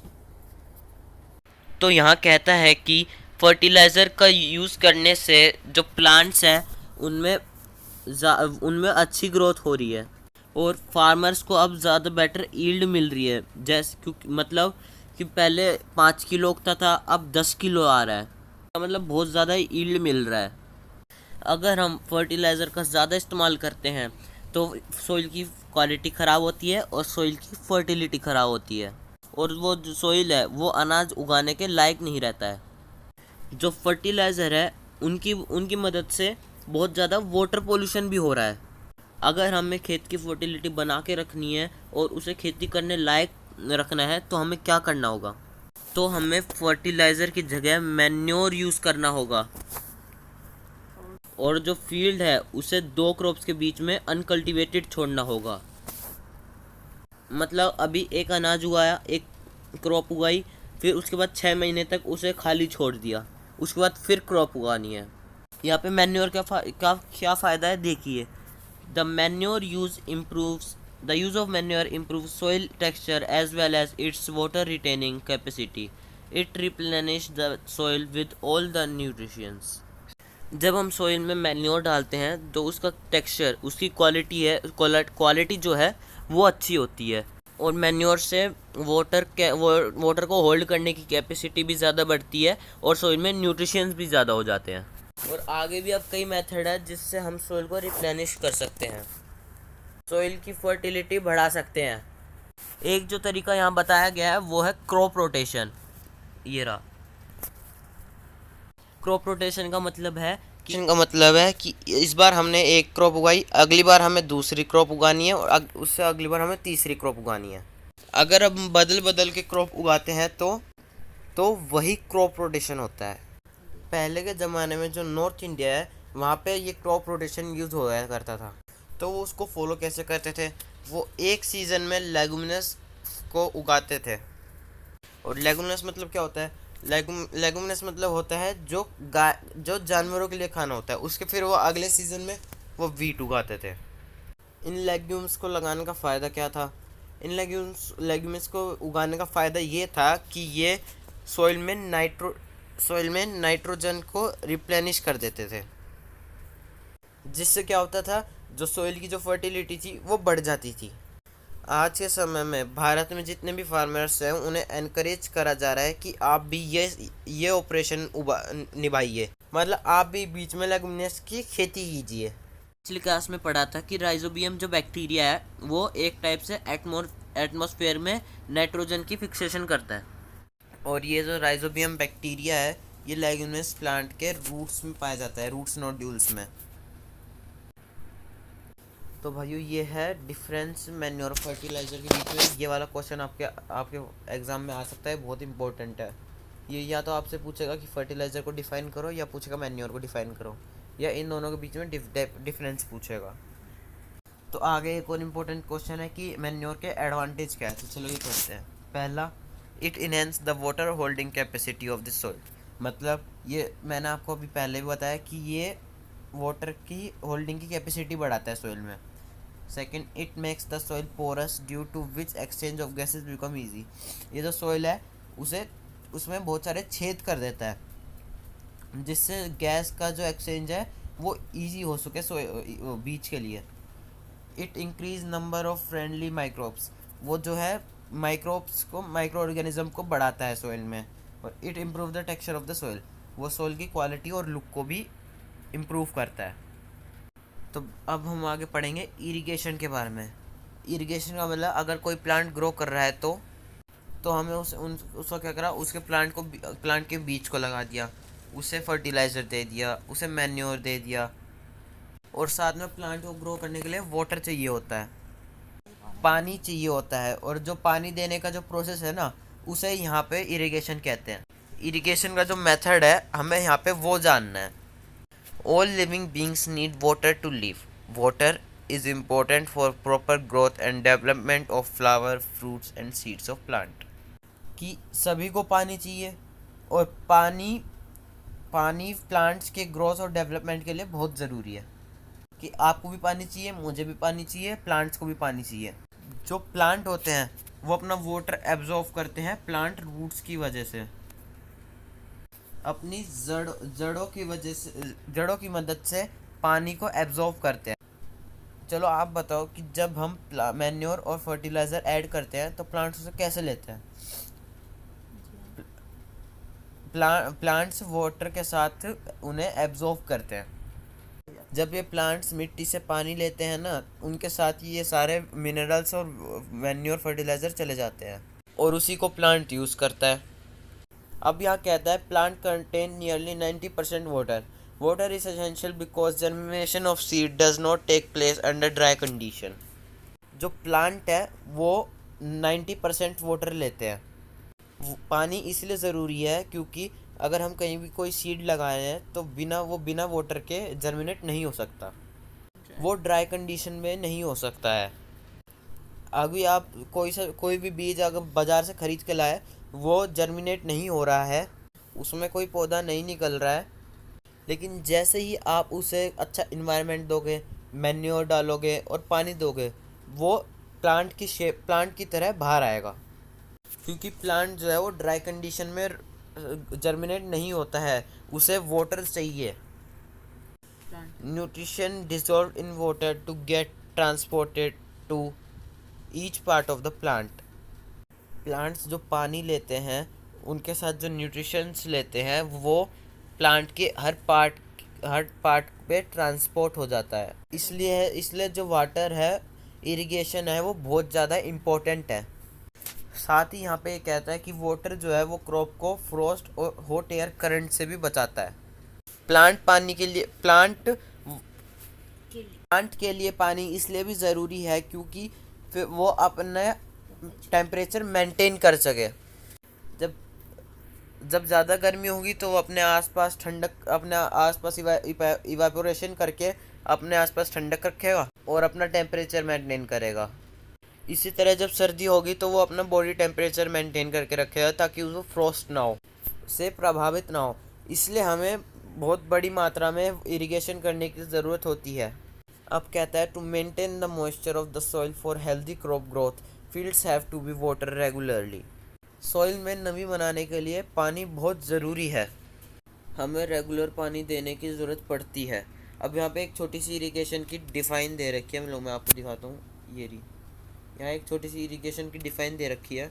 The supply of water to crops at different interval it's called irrigation. अगर आपने गांव में खेती देखी होगी तो वहाँ ऐसा नहीं होता है कि महीने में एक बार चले गए पानी दे के आ गए, नहीं, उसमें लगातार 1 दिन 2 दिन 3 दिन बाद पानी देना पड़ता है।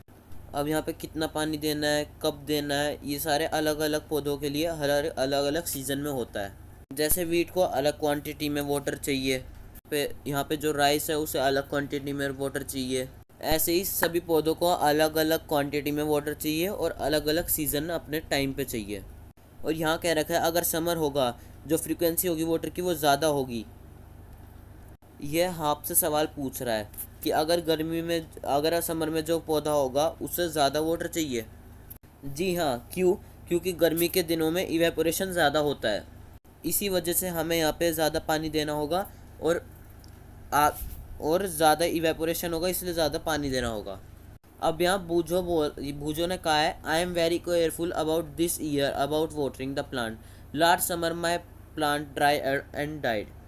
यहाँ पे बूझो कहता है कि इस साल मैं बहुत ज़्यादा केयरफुल रहूँगा अपने प्लांट्स को लेके, क्योंकि लास्ट समर जो मेरे प्लांट्स थे वो सूख गए थे और मर गए थे। तो भाइयों अब आगे दे रखा है सोर्स ऑफ इरिगेशन, हम इरिगेशन किस प्रकार से करते हैं, तो ये यहाँ पे बता रखा है। The source of irrigation are wells, tubewells, ponds, lake, river, dams and canals.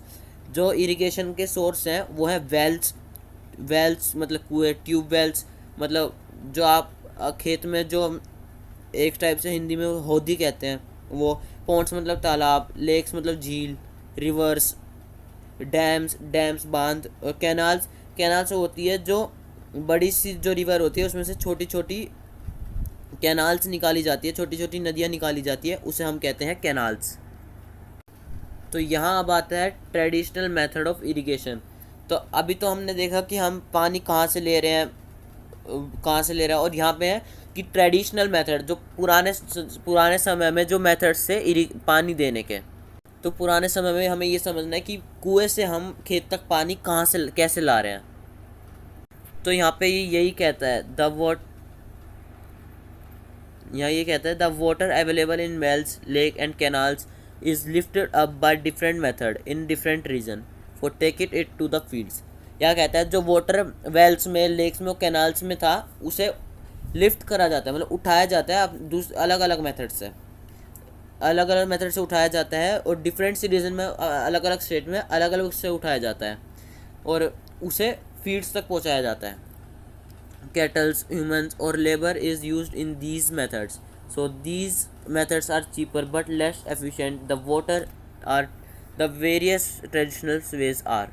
तो यहाँ पे इन मेथड्स में कभी केटल्स का काम होता है या कोई अलग अलग ह्यूमंस करते हैं, तो ये मेथड्स चीपर हैं लेकिन कम यूज़फुल हैं, यह इसमें ज़्यादा टाइम लगता है। तो कई सारे मेथड्स हैं, देखें, पहला है मोट पुली सिस्टम, दूसरा चेन पंप, तीसरा देखली एंड फोर्थ राहत लीवर सिस्टम। तो आप यहाँ जैसे देख सकते हैं, यहाँ पे एक कुआं है, इसने यहाँ एक बाल्टी ले रखी है, बाल्टी या पोट जो भी आप कहें। यहाँ पे इसने एक रस्सी बांधी हुई है, यहाँ पे ये पुली है, यहाँ ये अपने कुएं के अंदर डालेगा, यहाँ से इसे फिर लिफ्ट करेगा और फिर ये उठा के यहाँ से पानी इसके खेतों में जाएगा। आप इसे मोट या पुली सिस्टम भी कह सकते हैं। दूसरा सिस्टम है आपका चेन पंप। तो यहाँ देखिए चेन पंप की बात करी गई थी, ये यहाँ पे इसके यहाँ चेन लग रही है, यहाँ पे बकेट है, ये यहाँ से पानी भर के ऊपर लेके जाके यहाँ गिरा देगी, फिर ये पूरी घूम के फिर पानी लेके फिर ऐसे होगी, इसे कहते हैं हम चेन पंप। अगला आपका है राहट आपने कई जगह देखा भी होगा, गांव में अभी भी ये यूज़ होता है। यहाँ पे क्या होता है, यहाँ पे एक बैल को बांध दिया जाता है, ये बैल गोल गोल घूमता है और नीचे से एक लीवर कनेक्ट करा जाता है जिससे ये भी गोल गोल घूम के यहाँ पे खेतों में पानी आ जाता है। तो यहाँ पे आप जैसे कि देख सकते हैं, ये देखो यहाँ पे एक गोल गोल घूम रहा है और इधर की तरफ ये देखो, यहाँ ये जो दो बैल है ये गोल गोल घूमेंगे और यहाँ पे गोल गोल यहाँ भी घूमता है, ये देखो ये बैल गए, गोल इसमें बाल्टी घूमेंगे, कनेक्ट होती है। गोल घूम के आएंगे। यहाँ पे देखो ये बाल्टी कनेक्ट है, ये वाटर इरिगेशन देखो, ये इनके पीछे ये जो लीवर है ये गोल गोल घूम के इसे गोल गोल घुमाता है। यहाँ पे ये घूमते जाएंगी, यहाँ पे एक बाल्टी कनेक्ट, जो बाल्टी कनेक्ट है ये भी घूमती जाएंगी और यहाँ से खेतों में पानी चला जाएगा। अब आपका नेक्स्ट सिस्टम आता है देख ली। तो यहाँ पे एक ये रोड होती है, यहाँ पे इन्हें इसे कनेक्ट करा जाता है, यहाँ पे वेट डाला जाता है। यहाँ से ये आदमी रस्सी से खींचेगा तो ये बाल्टी नीचे चली जाएगी। जैसे ही वो आदमी रस्सी छोड़ेगा तो ये यहाँ का वेट ज़्यादा होने की वजह से बाल्टी ऊपर आ जाएगी। फिर बाल्टी लेके अपने खेतों में पानी दे देगा। तो आपने देखा ये चारों ट्रेडिशनल मेथड थे। अब आगे कह रहा है pump are commonly use for lifting water, कि पंप्स का बहुत ज़्यादा यूज़ करते हैं वाटर को लिफ्ट करने के लिए, चाहे वो पानी कहीं से भी लाना हो, वाटर कैनाल से लाना हो, रिवर से लाना हो, वेल से, ट्यूबवेल से, ये पंप्स का बहुत काम आते हैं। कई सारे पंप्स कई डीजल से चलते हैं, कई बायोगैस से चलते हैं, इलेक्ट्रिसिटी से चलते हैं और कई सोलर एनर्जी से चलते हैं। मेथड्स ऑफ इरिगेशन, मतलब वो तो थे ट्रेडिशनल मेथड जो पुराने ज़माने एशियन टाइम में यूज़ होते थे। यह मॉडर्न मेथड्स जो आज के टाइम में यूज़ होते हैं। लेकिन जब हम पंप के ज़रिए इरिगेशन का नया ज़रिया अपनाते हैं तो उसमें दो तरीके हमें यहाँ समझने हैं। पहला है स्प्रिंकलर सिस्टम और दूसरा है ड्रिप सिस्टम। जो स्प्रिंकलर सिस्टम होता है वो एक प्रकार से ऐसा सिस्टम होता है जिसमें आपका जो पंप है, पंप से कई सारी लाइंस पाइप्स जुड़ी होती हैं और जहाँ पौधे होते हैं, जहाँ पे पौधे होते हैं वहाँ पे स्प्रिंकलर करता है, मतलब फाउंटेन से चलाता है, फव्वारा जिसे कहते हैं। आइए अब इसके बारे में देखते हैं कि क्या कह रहा है। This system is more useful on the uneven land where sufficient water is not available. अगर आपसे कोई पूछे कि ये सिस्टम कहाँ यूज़ होता है तो आप बताइएगा कि ये सिस्टम अनइवन लैंड जहाँ पे सफिशिएंट वाटर अवेलेबल नहीं होता है। अगर आप फ्लैट लैंड पे देखें, अगर आप बिहार से हैं, यूपी से हैं, वहाँ पे जो खेती होती है वहाँ पे आपको स्प्रिंकलर सिस्टम की ज़रूरत नहीं होती है। वहाँ पे आप सीधे वहाँ पे पंप लगाकर सीधा उसका मुंह खुला छोड़ दिया जाता है, वहाँ से सारे खेत में पानी चला जाता है। अब यहाँ पे ये बता रखा है कि यहाँ पे इसमें नोजल्स होते हैं, पाइप्स कनेक्टेड होते हैं और रेगुलर इंटरवल पे यहाँ पे पानी स्प्रिंकलर होता रहता है। मैं आपको अब सीधा वीडियो दिखाता हूँ जिससे आपको ज़्यादा अच्छे से समझ आएगा। कि जैसा कि आप यहाँ देख सकते हैं कि ये देखिए, ये पानी हर जगह देखो, यहाँ पे भी पानी स्प्रिंकलर होता जा रहा है, ये रोटेट होता जा रहा है अपने आप ही, कभी इधर जा रहा है कभी उधर। ये ऐसे सारी जितनी भी क्रॉप्स है सारी जगह पानी मिल जाता है। जैसा कि आपने देखा कि वहाँ पे हर प्लांट को सफिशिएंट वाटर मिल रहा था। अब हम आगे देखें तो आगे है ड्रिप सिस्टम। अब ये ड्रिप सिस्टम क्या है? ड्रिप सिस्टम भी इरिगेशन का एक तरीका है। यहाँ पे हम क्या करते हैं, यहाँ पे हम वो पंप कनेक्ट करके यहाँ पे वाटर स्प्रिंकलर नहीं करते हैं। यहाँ पे हम वाटर पाइप्स को इनके जड़ों पे लेके जाते हैं। पौधों की जो जड़ है इनके रूट्स में ड्रॉप बाय ड्रॉप पानी डलता है, जिससे क्या होता है, पानी वेस्ट नहीं होता है और हर एक प्लांट को सफिशिएंट वाटर मिल जाता है। तो यहाँ पर यही लिखा है, in this system the water falls drop by drop just at position of roots, so it is called drip system. It is the best technique for watering fruit, plants, garden and trees. The system provides water to plant drop by drop. Water is not wasted at all. It is a boon in region where availability of water is poor. यही कहता है कि जो drip system है वो plants को बूंद bye बूंद, ड्रॉप बाय ड्रॉप पानी देता रहता है उनके रूट्स में, और इससे जो वाटर का वेस्टेज है वो बहुत ज़्यादा कम होता है, इसलिए ये बून है। यहाँ लास्ट लाइन है, it is boon in region where ability of water is poor. ये एक वहाँ उस जगह के लिए बहुत सही है जहाँ पे एबिलिटी ऑफ वाटर वो बहुत कम है, जहाँ पे पानी बहुत ज़्यादा कम है। चलिए अब ड्रिप सिस्टम की भी वीडियो देखते हैं कि यहाँ पे आप देखो, जैसे देख रहे ड्रॉप बाय ड्रॉप प्लांट्स में पानी जा रहा है। अब हमारे पास नया टॉपिक क्या है 1.7 प्रोटेक्शन फ्रॉम वीड। मतलब हम अपनी क्रॉप को वीड से कैसे प्रोटेक्ट करें। तो यहाँ पे फिर से भूजो एंड पहेली के उससे शुरुआत करी है, तो चलो पढ़ते हैं। Boojho and Paheli went to a near by wheat field and saw that there were some other plant in the field. कि अब जैसा कि आप इस वाली फील्ड में देख रहे हैं, यहाँ पे वीट तो बोए हुए हैं, लेकिन यहाँ पे बहुत सारे अनवांटेड प्लांट्स भी उगे हुए हैं। तो फिर भूजो एक सवाल पूछता है कि have these other plants have been planted purposely. क्या ये जो दूसरे प्लांट है वो अपने उसे लगाए गए हैं? तो यहाँ ये आपको समझना है कि नहीं, उन्हें जानबूझ के नहीं लगाया गया है। In many field other undesirable plant में grow naturally along with the crop. These undesirable plant are called weeds. जब भी हम कोई क्रॉप उगाते हैं या किसी भी अनाज का जब हम क्रॉप उगाते हैं, तो उसके साथ साथ कोई हो सकता है कि कोई और दूसरा प्लांट भी उग जाए।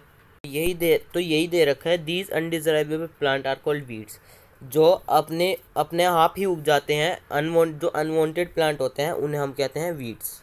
तो जैसे कि आप यहाँ मान लीजिए, हमने यहाँ पे वीट की खेती करी है, तो यहाँ वीट के साथ अगर चावल उग जाए तो वो हमारे लिए क्या है? वो हमारे लिए अनडिज़ायरेबल है, अनवांटेड है, तो उसे हम वीट कहेंगे। और मान लीजिए अगर हम यहाँ पे वीट की खेती कर रहे हैं और यहाँ पे मैंगो उग जाए, तो वो हमारे लिए क्या है? अनडिज़ायरेबल है, हमें वो नहीं चाहिए। तो इसी प्रकार जब खेती होती है तो ऐसे कई सारे प्लांट उग जाते हैं जो हमारे यूज़ के नहीं होते हैं। जो ये अनवांटेड उग जाते हैं उन्हें वीड्स कहते हैं, और इन वीड्स को हटाना बहुत ज़्यादा इम्पोर्टेंट होता है, इन्हें ख़त्म करना बहुत ज़्यादा ज़रूरी होता है। और अब आप कहोगे तो कि उनके उगने से क्या प्रॉब्लम है? तो भाई प्रॉब्लम है, आइए उसके बारे में जानते हैं कि प्रॉब्लम क्यों है। आइए पढ़ते हैं।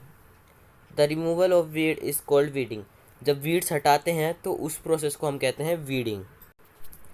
Weeding is necessary. Weeding necessary है, क्यों भाई? चलो देखते हैं। Weeds complete with the crop plant for water, nutrition, space, light, thus they effect growth of crop. जो वीड्स हैं वो क्रॉप के साथ जुड़ते हैं, उनका वाटर लेंगे, उनसे न्यूट्रिशन भी लेंगे और उनका स्पेस भी लेंगे और लाइट भी लेंगे, तो हमारे प्लांट्स को वो थोड़ा कम मिलेगा।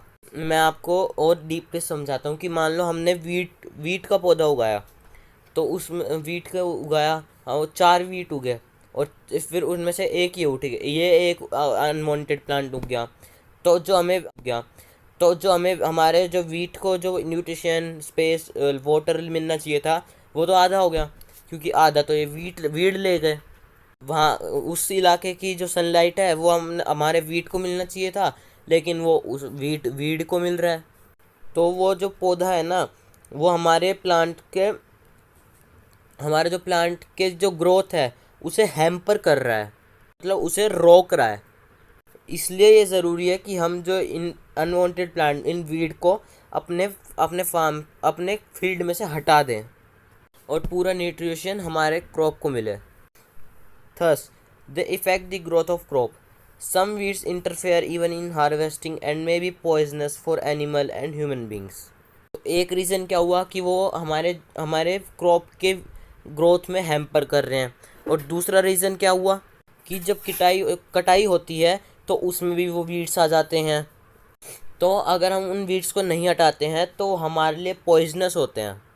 अगर पॉइजन्स वाले पौधे अगर हमारे अनाज के साथ आ जाते हैं तो हमें भी हार्म कर सकते हैं, इसलिए यहाँ पे वीड्स को ख़त्म करना ज़रूरी है। और अब यहाँ पे फार्मर कई सारे स्टेप्स अपनाते हैं ताकि वीड्स को हटा सकें, और कई सारे स्टेप्स अपनाते हैं कि उनकी जो ग्रोथ है उसे कंट्रोल कर सकें।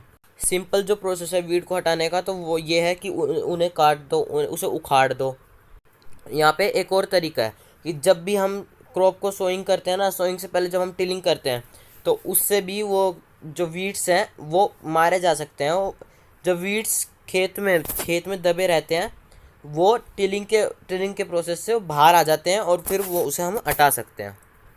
लेकिन ये तरीका कब काम आता है? हमारे बीजों को लगाने से पहले। लेकिन हमारे सीड्स लगाने के बाद वीड्स आ गए तो क्या करेंगे भाई? तो हमें उन्हें हाथ से हटाना पड़ेगा। The best time of removal of weeds is before they produce flower and seed. The manual removal include physical removal by weeds by uprooting or cutting them close to the ground for time to time. हमें weeds को कब हटाना चाहिए? जब वो flower और seeds produce करे उससे पहले बेस्ट टाइम है वीड्स को हटाने का, क्योंकि अगर सीड प्रोड्यूस कर देंगे तो वो नीचे जाके गिरेंगे और वो नए वीड्स के रूप में ग्रो होंगे। जब हम वीड्स को हाथों से करते हैं तो वो क्या करते हैं, उन्हें उखाड़ देते हैं या काट देते हैं ग्राउंड में से, और ये चीज़ टाइम टू टाइम करी जाती है। और वीड्स को एक बार हटाने से काम नहीं चलते, टाइम टू टाइम करना पड़ता है। This is done with the help of a khurpi, a seed drill is also use to uproot weeds. अब यहाँ ये कुछ टूल्स हैं जिससे हम वीड्स को अप्रूट कर सकते हैं। या तो हम कर सकते हैं हाथों से खुरपी से, या तो अगर हम कोई टेक्नोलॉजी का यूज़ करें तो हम कर सकते हैं सीड ड्रिल से। अगर आपको हाथों से या टेक्नोलॉजी से नहीं करनी तो यहाँ पे एक स्पेशल केमिकल्स आते हैं जिससे हम वीड्स को हटा सकते हैं। तो चलो देखते हैं कौन से। Weeds are also controlled by using certain chemicals called weedicide like 2,4-D. These are sprayed in the field to kill the weeds.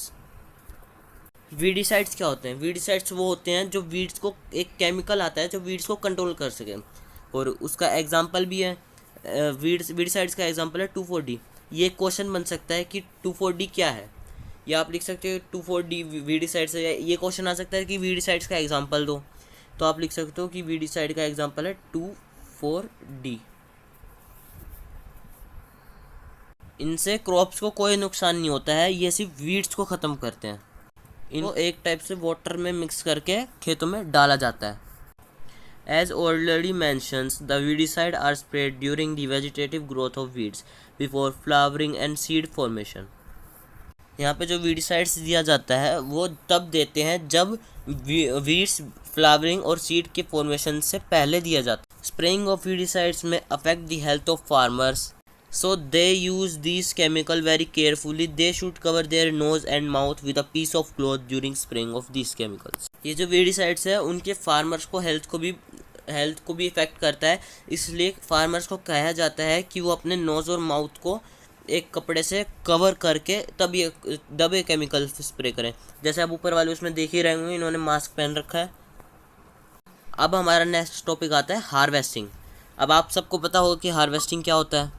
अब अभी तक आपने देखा कि हमने ज़मीन तैयार कर दी, उस पर बीज लगा दिया, उस पर मैन्योर और फर्टिलाइज़र डाल दिए, उस पर पानी दे दिया, उसमें से वीड्स हटा दिए। अब उसका टाइम आता है उसके काटने का। अब यहाँ पे क्या कहता है, harvesting of a crop is an important task. The cutting of a crop after it is mature is called harvesting. किसी भी क्रॉप की हार्वेस्टिंग ये बहुत ज़्यादा इम्पोर्टेंट टास्क है। किसी भी क्रॉप को काटना, जब वो बन के तैयार हो गया हो, उसे हम हार्वेस्टिंग कहते हैं। In harvesting crops are pulled out और cut close to the ground. Harvesting में हम तो या तो उसे जड़ से निकाल लेते हैं या हम उसे बीच में से काट देते हैं। It is usually take 3 to 4 months for a cereal crop to mature. Harvesting in our country is either done by manually by sickle और बाय मशीन कॉल्ड हार्वेस्टर। जो सीरियल क्रॉप होता है उसे मैच्योर होने में 3 से 4 महीने का समय लगता है। मतलब जब बीज लगाया उससे 3 या 4 महीने बाद तक वो तैयार होगा। उसके बाद हम क्या करेंगे, हार्वेस्टिंग करेंगे। हमारे देश में या तो ये हाथों से करा जाता है सिक्कल के द्वारा, या उसके लिए एक स्पेशल मशीन होती है जिसका नाम है हार्वेस्टर। चलो मैं पहले आपको मैनुअली हाथ से जो सिक्कल से काटे जाते हैं मैं आपको वो दिखाता हूँ। कि जैसा कि आप यहाँ देख सकते हैं, देखो ये जो दराती, इसे हिंदी में बोलते हैं दराती, यहाँ से इन्हें बिल्कुल जड़ों से काटा जा रहा है। देखो ये फिर इन्हें ऐसे बांध के फिर बाद में जब हार्वेस्ट करा जाता है, थ्रेशिंग जो मैंने आपको स्टार्टिंग में बताया था कि थ्रेशिंग क्या होती है, उसके द्वारा ये फिर करा जाता है। जैसे कि आप यहाँ देख सकते हैं, देखो ये है हार्वेस्टर, इसके आगे एक कंबाइन लगा रहता है, वो नीचे जाके क्रॉप्स को काटते काटते फिर ये जो है इससे ग्रेन्स निकलते हैं। यहाँ पे एक ट्रैक्टर और ट्रॉली आती है, उसके अंदर डाले जाते हैं। अब आगे ये कहता है, in the harvested crop the grain seed need to be separated. जो हार्वेस्ट कर ली गई है क्रॉप, उसमें से जो ग्रेन है वो सेपरेट करे जाते, उसके शाव मतलब उसके छिलके में से अलग करना।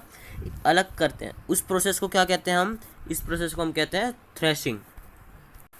This is carried out with the help of a machine called combine, which is in fact a combine harvester and thresher. जैसे कि मैंने आपको अभी उसकी वीडियो भी दिखाई थी, एक कंबाइन और हार्वेस्टर की। इसके आगे जो ये लगा रहता है, ये काटता जाता है क्रॉप को, और इसके अंदर ही फिर सारा प्रोसेस होता है, और यहाँ से वो जो ग्रेन है वो बाहर निकलता है। अंदर ही इसका जो शाफ है, इसके जो छिलके होते हैं, उनमें से ग्रेन बाहर आ जाता है।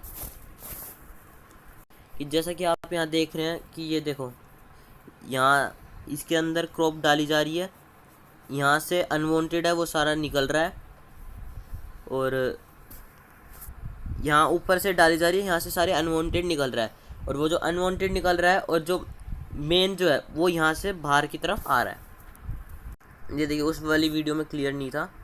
ये देखिए, ये यहाँ से ये अंदर जा रहे हैं, गेहूँ वीट जो भी है यहाँ से अंदर जा रहे हैं, और यहाँ से देखो ये सारे ग्रेन बाहर आ रहे हैं। यहाँ से इसे लेके यूँ डालते हैं और ये सारे यहाँ से बाहर आ रहे हैं। ये देखो यार, ये है कॉर्न। अब आगे पहेली कहते हैं कि after harvesting sometimes stubs are left in the field which are burnt by farmers. Paheli is worried, she knows that it cause pollution, it may also catch fire and damage the crop lying in the fields. Paheli ये कहती है कि harvesting के बाद जो stubs रह जाता है, जैसे आपको इस नीचे यहाँ भी दिख रहा होगा, ये जो स्टब्स रह रहा है, इसे फार्मर्स के द्वारा जला दिया जाता है। पहेली को चिंता है कि ये पोल्यूशन कोज करता है, और ये दूसरे क्रॉप्स हैं उन्हें डैमेज कर सकता है, और जो खेतों में खड़े रहते हैं वो उन्हें डैमेज भी कर सकता है ये। अब यहाँ नीचे एक प्रोसेस दिया हुआ है जिसका नाम है winnowing. Farmer with small holding of land do the separation of grain by and chaff by winnowing. You have already studied this in class 6। जैसे कि आपने अभी थ्रेसिंग प्रोसेस पढ़ा था कि उसमें से ग्रेन अलग करते हैं, उसे करते हैं विनोइंग के प्रोसेस के द्वारा। आपने इसे 6th क्लास में भी पढ़ा होगा।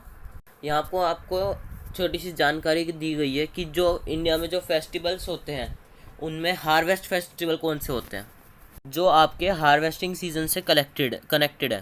जैसे होली, दिवाली, बैसाखी, पोंगल, नबाया और बिहू, जो आपके हार्वेस्ट फेस्टिवल से कनेक्टेड है। तो चलिए अब नीचे चलते हैं। अब यहाँ पे आता है नेक्स्ट स्टोरेज। तो अब यहाँ नीचे कहता है कि storage of produce is an important task. जो हमारे ग्रेन्स निकले हैं उसे स्टोर करना बहुत इम्पोर्टेंट टास्क है। If the crop grain are kept to be for a longer time they would save from moisture, insect, rat and micro organisms. अब यहाँ क्या है, अगर जो आपने ग्रेन उगाया है उसे स्टोर करके रखना है, कि आपने सोचा कि अभी उगाया है तो बाद 4 महीने बाद खाऊंगा, या आप उसे बेच देते हो तो सरकार उसे स्टोर करके रखती है ताकि हम उसे भविष्य में इस्तेमाल कर सकें। तो इसके लिए बहुत सारे स्टेप्स लेके जाते हैं। क्या करा जाता है, जो अनाज है उसे मॉइस्चर से दूर रखा जाता है। Insect, rat and micro organism, इनसे दूर रखा जाता है। यहाँ इसलिए रखे जाते हैं ताकि वो सेफ रहे।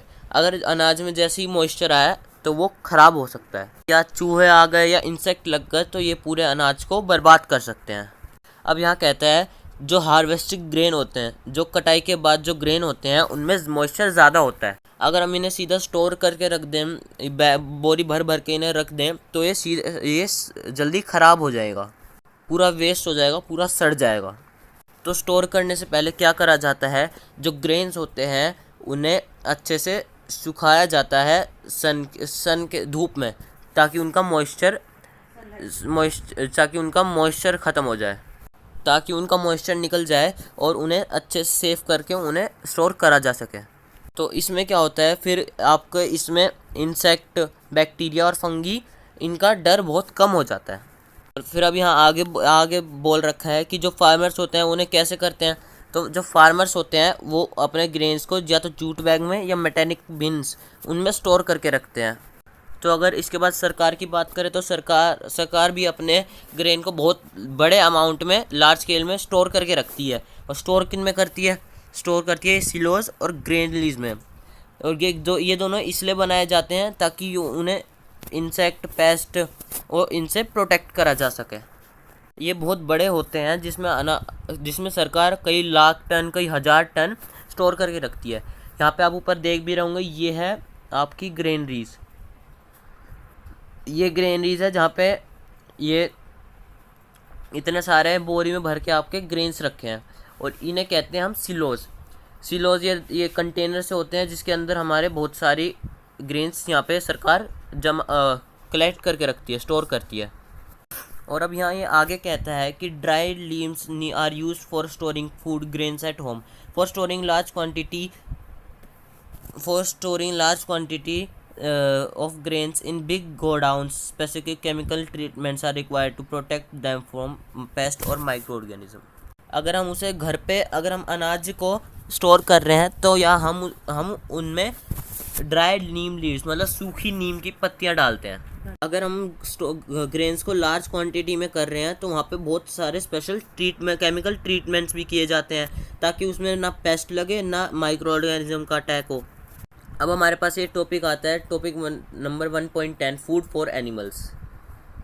जो फूड हमें एनिमल्स से प्राप्त होता है, यहाँ पे हम वो देखेंगे। यहाँ पे एक टेबल दे रखी है, table 1.3, make the following table in your notebook and complete it. यहाँ पे दे रखा है, अगर आपको करनी है तो आप कर सकते हैं। यहाँ पे सीरियल नंबर दे रखा है, यहाँ फूड और यहाँ सोर्सेज। यहाँ पे आपको बताना है कि आपको एनिमल से क्या क्या मिलता है और कौन से एनिमल से यहाँ मिलता है।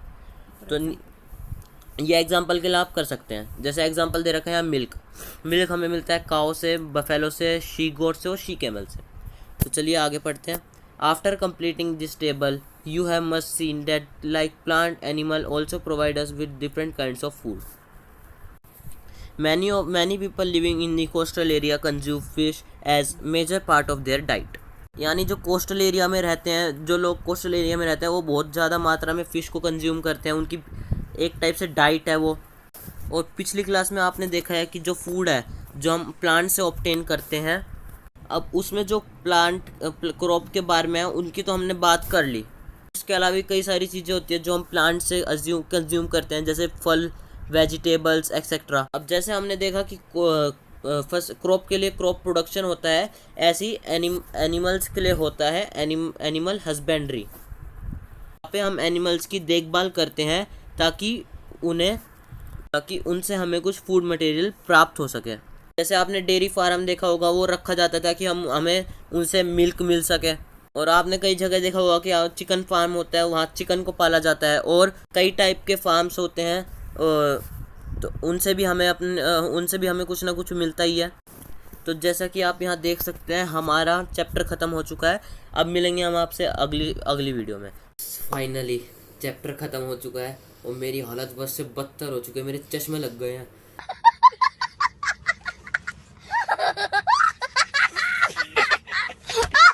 इतनी मेहनत करी है भाई, मैं बहुत घंटों से लग रहा हूँ इसमें। आज हैंड्स ऑफ यू उन लोगों को जो एजुकेशनल ब्लॉग बनाते हैं। और आज पता चला कि नॉर्मल ब्लॉग बनाना कितना आसान है, लेकिन एजुकेशन ब्लॉग बनाने में मेरी हालत ख़राब हो चुकी है बिल्कुल भी। तो भाई मेरा इतनी जान नहीं बची कि मैं कह दूँ लाइक करो, शेयर करो, सब्सक्राइब करो। भाई मैं बोल ही चुका हूँ तो भाई कर देना। अब मिलते हैं अगले व्लॉग में अगले चैप्टर के साथ। अभी के लिए बाय।